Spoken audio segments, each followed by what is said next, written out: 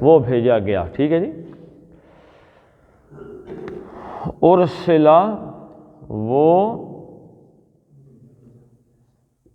بھیجا گیا. ارسلا ما ارسلا بھی بازر بھی کے ساتھ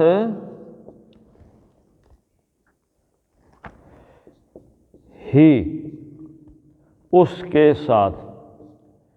یہ ہی کی ضمیر اس ما پہ. ٹھیک ہے جی. جو کچھ یعنی جس کے ساتھ.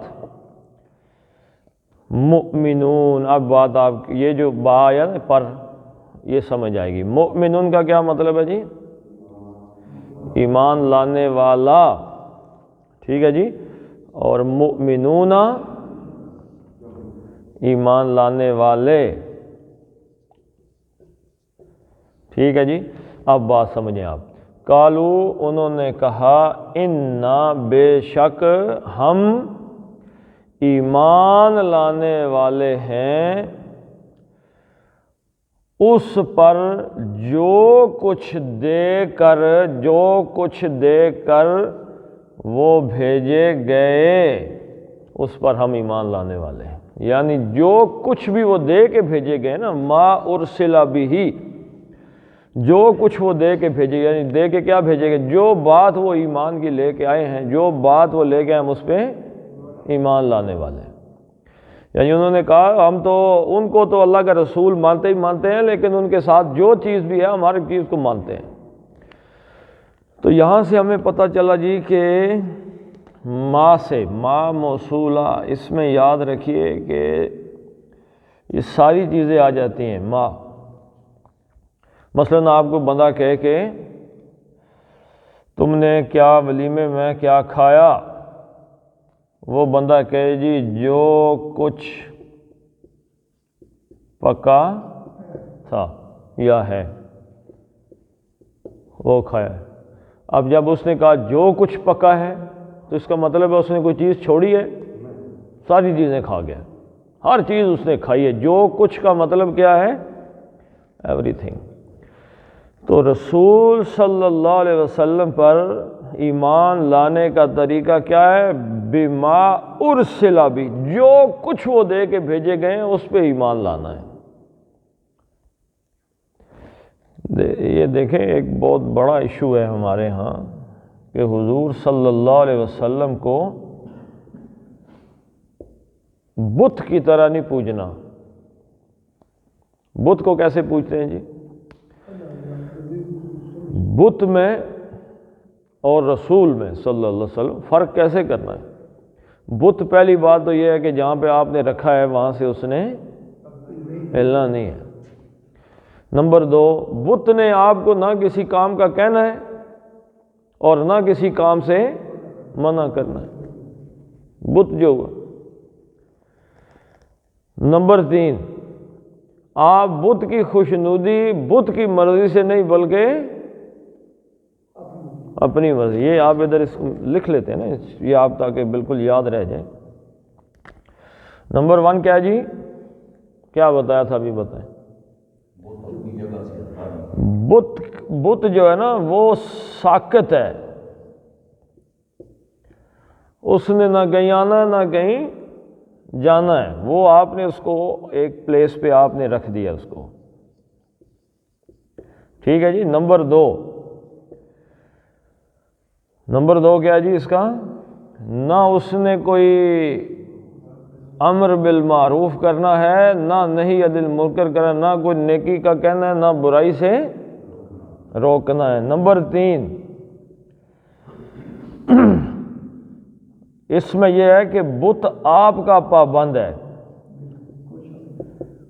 ٹھیک ہے جی. بت آپ کا پابند ہے. بت نے کدھر جانا ہے. نمبر چار، آپ بت کے مالک ہیں. اس لائن کو آپ نہیں سمجھے. اس کا مطلب یہ ہے کہ جو بت کے ساتھ اگر کوئی گڑبڑ ہو نا جی تو آپ کی عزت داؤ پہ لگ جائے گی. اگر بت کو کسی نے چپیڑ مار دی بت نے کیا کرنا ہے؟ عزت کس کی داؤ پہ لگ گئی ہے؟ مالک صاحب کی عزت داؤ پہ لگ گئی. حضور صلی اللہ علیہ وسلم کو یا نبی کو ایسے بت کی طرح نہیں ماننا کہ بت کیا ہے؟ بت ایک ہستی ہے بس، حضور صلی اللہ علیہ وسلم کی ایک ہستی ہے، ہم نے جی اللہ کے رسول کو مان لیا، بات ہی ختم ہو گئی۔ اور اب جیسے بت اپنی جگہ پہ کھڑا ہے، نہ وہ ہل سکتا ہے، اب میری مرضی ہے نا، جب میں چاہوں بت کے پاس آؤں، بت تو میرے پاس نہیں آ سکتا۔ اب میری مرضی ہے جی میں ربیع الاول میں حضور صلی اللہ علیہ وسلم کے پاس آؤں، رمضان میں آؤں، ایسے ہی کب جوش چڑھ گیا تو اٹھ کے بت کے پاس آ گیا جیسے ہندو کرتے ہیں۔ آیا میرا حضور صلی اللہ علیہ وسلم کے ساتھ یہ تعلق ہے؟ میں نے اپنی مرضی کرنی ہے یا کہ اللہ کے رسول کی مرضی مجھ پہ نافذ ہونی ہے؟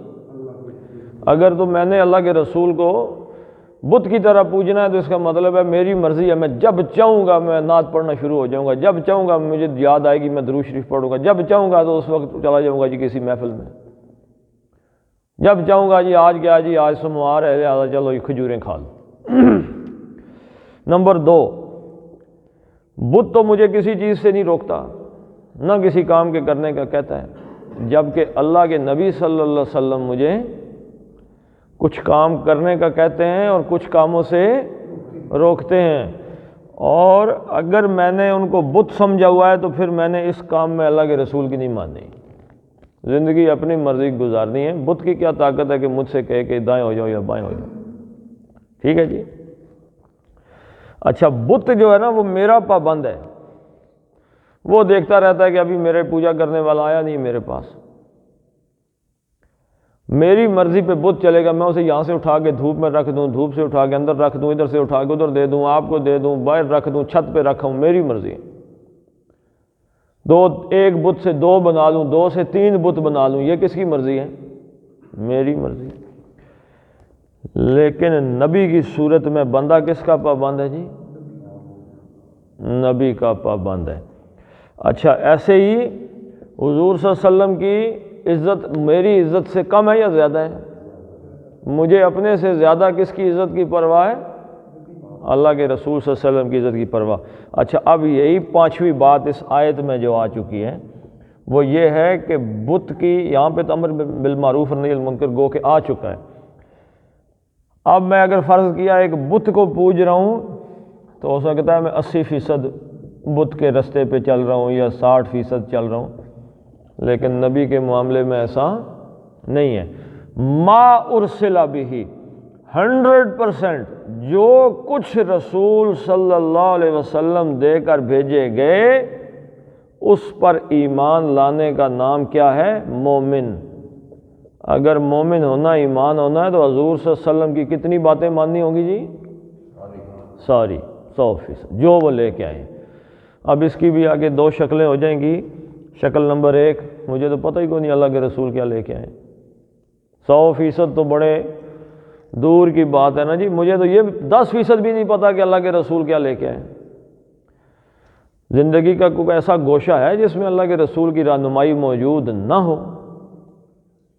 صبح اٹھنے سے لے کر شام سونے تک میاں بیوی، بچوں کا، باپ کا، دادا کا، بھائی بہن، محلے دار، رشتہ دار، جاب کرتے ہوئے سبارڈینیٹ، آفیسر، ان ساروں کے رہنمائی موجود ہے اسلام میں کہ نہیں ہے؟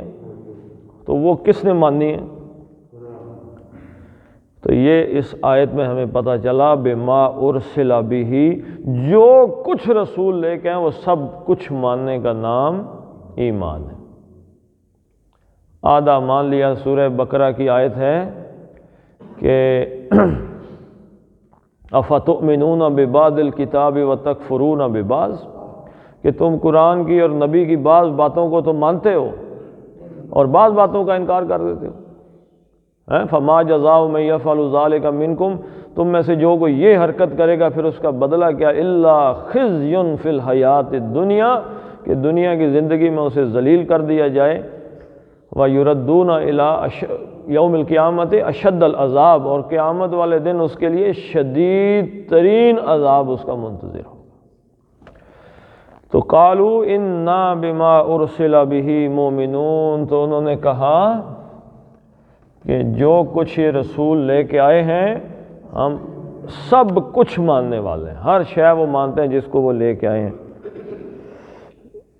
قال الذین استکبروا، وہی دوبارہ آیت آگے جی، قال الذین، قال اس نے کہا، الذین ان لوگوں نے، جنہوں نے